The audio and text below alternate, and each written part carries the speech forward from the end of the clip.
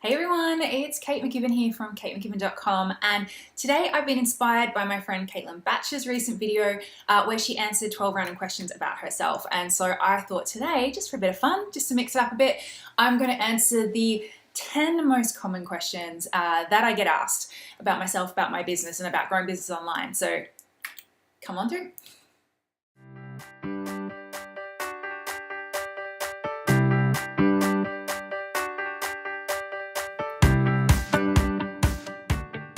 Okay, so the number one question that I get asked again and again, and oh my God, if I had $1, is number one, how tall are you? Well, I am 6'1", which is 185 centimeters for anyone, depending on where you're from. So basically, I'm freaking tall. I'm going to be taller than you expect. If you ever meet me in real life, the first words out of your mouth is like, wow, you're tall. I think we all think that people on the internet don't have legs.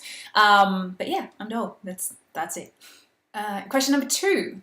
Why did you shut down your first business? So that's a really good one. So not sure if you all know, in what feels like a previous life now, I had a online lifestyle website. Basically, it was called Drop Dead Gorgeous Daily. It was fashion, beauty, lifestyle, recipes, cocktails, how to do nail art, all that stuff. It was super fun. It was the first business I created, and I had it for 7 years. We had a team of 5 running it. We were getting like 500,000 visitors every month to the site, and then one day I shut it down, but it wasn't an overnight decision. It took me about 2 years to really fully come to that decision. I'd been kind of playing with it. And the main reason was it just wasn't making me happy. It was on paper successful, but the way that I'd grown it and the way that I'd created it, I'd sort of just done what a lot of people do when they start a business, and you just kind of get in there and you just do whatever you can to pay the bills and to make money and to grow. And I didn't really sit down and ever put that bit of thought behind what I actually want it to look like down the track and what I want my role in it to look like down the track. And essentially I ended up being an ad sales person. Like, that was my main role, and I hated that. I never wanted to be that. And I just sort of fell out of love with it over a period of time, and I sort of had the opportunity to sell it, and I couldn't bear to part with it. So after a lot of back and forth, I decided it was easier just to to lovingly let it go. And and that's what I did. And I was kind of scary at the time, but haven't looked back. Question number 3. Where are you from? I tend to confuse people a bit with this, I think, because I'm Australian, and I think I clearly sound quite Australian, but I'm also actually half American and half English. So my dad's side of the family is English, my mum's side of the family is American. If you put me near any of those people, my accent will change quite rapidly from one to the other. And I grew up in Melbourne, which is not a super Australian kind of sounding place anyway. So I'm Aussie.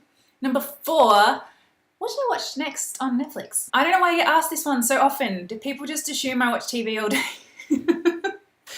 They wouldn't be too far wrong. No, I do love a good, Netflix and chill sesh. I think it's a hard recommendation because I actually watched the other one in Australia more than Netflix. I watched Stan. But my 2 favorite shows ever that I've streamed have been Get Shorty and Good Behavior, which I think were both on Stan. And I love The Patriot, which was on Amazon as well. Number 5. What's the air like up there? I mean, really? Really? I'm tall, okay? Question number 6. Will funnels work for me? So I get asked this question a lot, being that that's what I do. I help course creators and coaches to create funnels and automate their marketing and their sales. And my answer is, generally yes. There has to be a few prerequisites, of course. And those prerequisites are, 1, do you actually have a product or service that people want? Like, have you sold things successfully before? If so, great. And then 2, are you sort of able to invest a little bit of time and patience into setting up your funnel? Because there is a couple of moving pieces you got to put in place. You got to write some emails. You got to normally do a webinar or something like that. Test it a few times to get it right, and then once you pop those pieces together, it normally takes a couple of weeks. Then you're going to start playing with different traffic strategies to get more people into it. And a lot of people they just don't have, I think, the patience to spend more than like 2 weeks on one thing. They seem to dart off to the next thing or off to the next launch or whatever it is. And I think the people who do really, really well with funnels are the people who are like, okay, I'm happy to, well, one, as I said, they already have an existing product they've successfully sold. Two, it doesn't hurt if you have a bit of an email list, like at least 1,000 people would be great. And then above that is just be able to go, no, this is a priority. I know this is a really important asset for my business. I really, really want this to happen and to work. So I'm going to be happy to prioritize, firstly, setting it up, testing it properly, making sure it all works and getting the right help for that. And secondly, being okay with going, all right, so now we need to fuel this. Now we need to get as many people into our funnel and, having a proper strategy in place for doing that as well. That's not just, okay, let's go and pay an expensive Facebook ads person.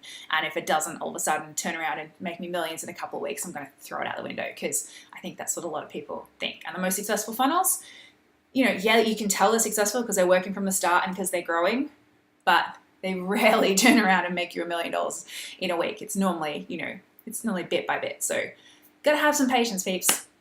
All right, question number 7. What is the best software for XYZ? I seem to be the go-to. My dad literally called me just before I'm doing this video to ask me what the best software was to do event ticket sales. So I seem to be the go-to person for that, which I'm thrilled about, because I'm a super nerd and I love playing with new software. Like, it is, I have pretty much got lifetime licenses to every software that's ever come out. And as soon as something new comes out, I have to buy it and try it and play with it. I'm a nerd. I love automation. I love how smart technology is, and I love how what it can do for our businesses. My current stack of what my favorite things are is emails, ActiveCampaign, forever. If I seriously considered getting AC for Life tattooed on me at one point, even though I've tried all the other ones, Confusionsoft, Ontraport, ConvertKit, etc. It's AC every time for me.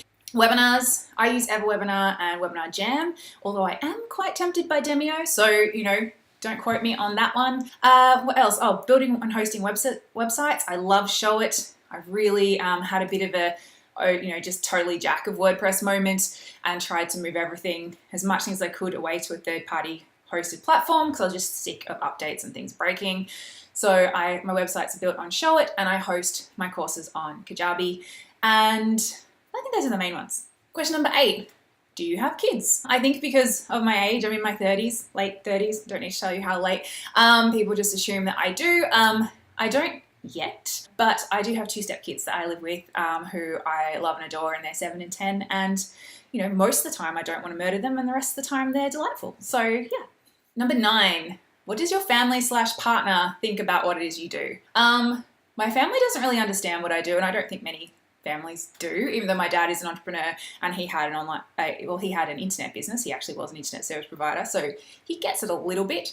My boyfriend he's in online business, but not for small bootstrappy businesses. He works for, a big luxury brand, so he gets it. And we sit down and we jam on different, it's quite depressing what our sort of, date night conversations are, because we'll be talking about different marketing conversion rates and things like that.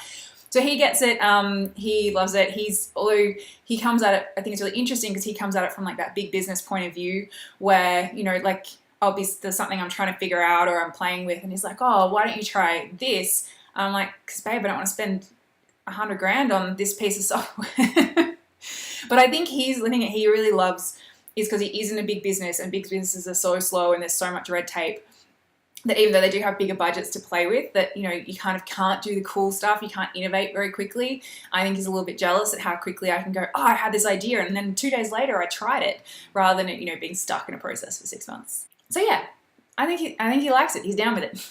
And it also means that I'm at home, which means that he generally gets a home-cooked meal when he gets home, which sort of makes me feel like a 60s housewife. But what can you do? Number 10, lucky last question is, can you get that down for me? Yeah, I'm tall, people, okay? I get it, and unless you're over 85, no, I'm not getting it down for you. So that's it, guys. The 10 questions I get asked the most. If you've got any other questions for me, hit me up in the comments. If you liked this video, give me a thumbs up or a heart.